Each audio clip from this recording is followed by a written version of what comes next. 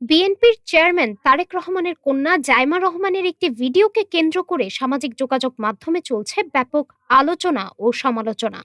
গত রোববার খামারবাড়ির কৃষিবিদ ইনস্টিটিউশন মিলনায়তনে জাতি গঠনের নারী নীতি সম্ভাবনা এবং বাংলাদেশের ভবিষ্যৎ শীর্ষক পলিসি ডায়ালগে বক্তব্য দেন জাইমা রহমান।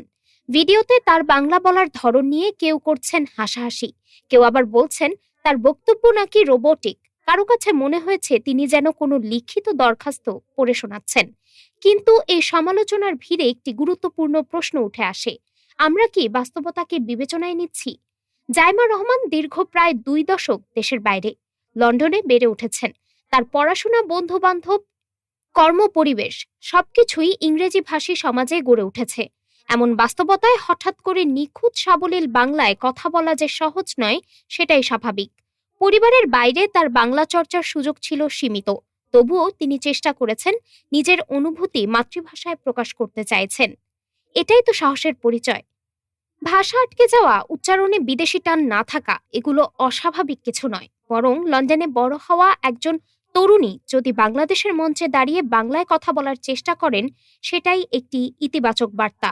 অথচ বাস্তবতা হলো, আজ দেশে থেকেও অনেকেই ইচ্ছাকৃতভাবে বাংলা বিকৃত করেন, অপ্রয়োজনে ইংরেজি মেশান, সেখানে সমালোচনা তুলনামূলকভাবে কম।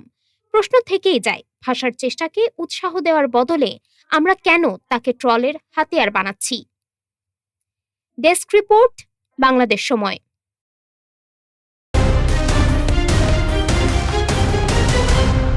বাংলাদেশ সময়, সবার আগে দেশ।